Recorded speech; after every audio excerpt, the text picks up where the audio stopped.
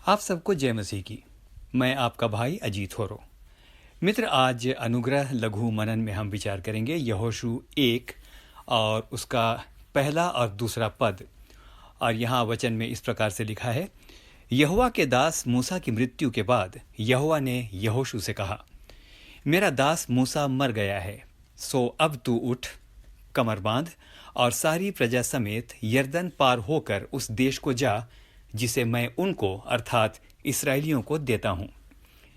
मित्र, इस्राएल के इतिहास में मूसा जैसे अगुए का नहीं रहना एक बहुत बड़ी घटना थी। मूसा की मृत्यु के कारण उसकी अनुपस्थिति से एक बहुत बड़ा शून्य वहां पैदा हो गया था। मूसा के बारे में वचन व्यवस्था विवरण 34 और उसके 10 में इस प्रकार से बताता है, और मूसा के तुल्य इस्राएल में ऐसा कोई नबी नहीं उठा जिससे परमेश्वर ने आमने सामने बातें की। तो सच्ची बात यह है कि मूसा की मृत्यु से सन्नाटा छा गया था, क्योंकि लोगों को और कोई विकल्प दिखाई नहीं पड़ रहा था। उसके तुल्य कोई इतना सामर्थ्य और प्रभावशाली नहीं था कि इस्राएल की इतनी बड़ी प्रजा को संभाल सकता। मित्र, अभी वे कनान भी नहीं पहुंचे थे।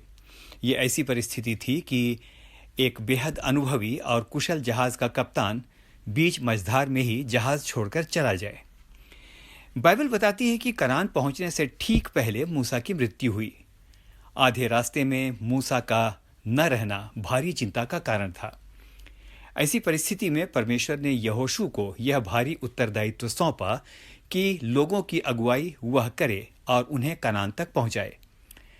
लेकिन एक सवाल है मेरे मित्र यहाँ पर कि क्यों चुना परमेश्वर ने यहोशू को? क्या और लोग नहीं थे जो इस्राएल की अगुवाई कर सकते? अक्सर हम समझते हैं कि लीडर वही हो सकता है जो दबंग किस्म का, बहुत बोलने वाला, तर्क वितर्क करने वाला, सबको कन्विंस करने वाला और निरुत्तर करने वाला होना चाहिए, ताकि सबको वो लेकर चल सके। लेकिन ये हमारा विचार है।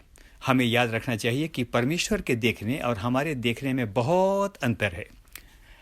परमेश्वर ने ऐसे किसी भी व्यक्ति को नहीं चुना उस समय जो बात करने में बहुत निपुण हो। उसने उस यहोशू को चुना जिसको अभी तक बाइबल में बोलते हुए या कोई महत्वपूर्ण काम करते हुए देखा नहीं गया था। उसकी ऐसी कोई भारी प्रोफाइल मूसा की मृत्यु के समय तक हमें दिखाई नहीं देती है। फिर सवाल उठता है कि परमेश्वर ने उसमें ऐसा क्या देखा था जो उसे इतनी बड़ी प्रजा का अगुवा बना दिया। तो आइए कुछ बातों को देखते हैं। इसके पीछे एक बड़ा मुख्य महत्वपूर्ण कारण यह है जो हमें जानना चाहिए, और वो कारण हमें मिलता है निर्गमन 33 और उसके 11 में। यहाँ इस प्रकार से लिखा है, और मूसा तो छावनी में फिर जाता था, पर यहोशू नाम एक जवान जो नून का पुत्र और मूसा का टहलुआ था, वह तंबू में से न निकलता था। तंबू में से नहीं निकलता था, यहाँ ये लिखा है। मित्र, यदि दुनिया के हिसाब से देखें तो उसे स्पीकिंग इन पब्लिक और डीलिंग विद पब्लिक का अनुभव नहीं के बराबर था, क्योंकि वो तंबू से बाहर निकलता ही नहीं था।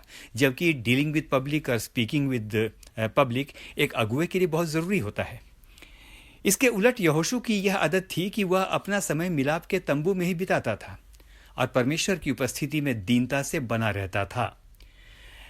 यदि हम इस पूरे सीन पर गौर करें तो पाते हैं कि मूसा का सेवक होने के नाते उसके पास पूरा मौका था कि जब मूसा छावनी में जाकर लोगों से मिलता था और उनसे बातचीत करता था, तो वह भी मूसा के साथ साथ चले, 2-4 सलाह दे ताकि लोग उसे भी जाने। वह चाहता तो अपने आप को लोकप्रिय बना सकता था। सोच सकता था कि अभी से ही जनसंपर्क की प्रैक्टिस कर लूं, हो सकता है कि अगला लीडर मैं ही बन जाऊं। लेकिन मेरे मित्र, उसने लोकप्रियता पाने से बेहतर 2 बातों को उचित समझा। पहली बात, निरंतर परमेश्वर की उपस्थिति में बने रहना, और दूसरी बात, अपने अगुए मूसा के प्रति समर्पित और विश्वास योग्य बने रहना। इब्रानियों 13 और उसके 17 में वचन इस प्रकार से कहता है, अपने अगुओं की मानो और उनके अधीन रहो। तो साथियों, वचन बताता है कि मूसा के नेतृत्व को बहुत से लोगों ने चुनौती दी थी और अपने लिए उन्होंने श्राप कमाया। लेकिन यहोशू और मूसा के बीच कभी अहंकार का टकराव हुआ हो, या यहोशू ने यहाँ वहाँ जाकर मूसा के विरोध में कुछ कहा हो, ऐसा वर्णन हमें वचन में नहीं मिलता है। यहोशू पूरे समर्पण के साथ मूसा के साथ रहा। बेशक इस्राएलियों की भीड़ उसे अधिक नहीं जानती थी, लेकिन सबसे बड़ी बात यह है कि परमेश्वर उसे जानता था। वह मूसा का सेवक था और उसने उसकी सेवा करने में और परमेश्वर की उपस्थिति में समय बिताने में ही स्वयं को गौरवान्वित महसूस किया। और इस कारण परमेश्वर ने उसकी दीनता को देखा, परमेश्वर ने उसकी दीनता का आदर किया और उसने इस बात का आदर किया कि मनुष्यों के साथ अधिक रहने से कहीं ज़्यादा बेहतर उसने मेरी संगति को चुना है और अपने स्वामी मूसा के प्रति वो विश्वास योग्य रहा है। मित्र, इन बातों को परमेश्वर बहुत वैल्यू देता है और यही कारण है कि परमेश्वर ने उस यहोशू को, जिसके पास कोई पब्लिक एक्सपीरियंस नहीं था, बोलने का अनुभव नहीं था, बहुत सारी बातें नहीं थी जो एक अगुए के अंदर हमारे अनुसार होनी चाहिए, लेकिन परमेश्वर ने उसे इस्राएल की भारी बागडोर सौंपकर उसे महिमा दी। मित्र, विनम्रता और सच्चा समर्पण महिमा को लाता है और परमेश्वर उनका सम्मान करता है जो नम्र और समर्पित हैं। लूका 22 उसके 26 में यीशु ने स्वयं कहा, तुम ऐसे ना होना, वरन जो तुम में बड़ा है वह छोटे की नाई और जो प्रधान है वह सेवक की नाई बने। आइए मित्र, आज के मनन के द्वारा हम आशा करें कि हम में से हर एक को प्रभु बहुतायत के साथ आशीष दे। आमीन और फिर से आमीन।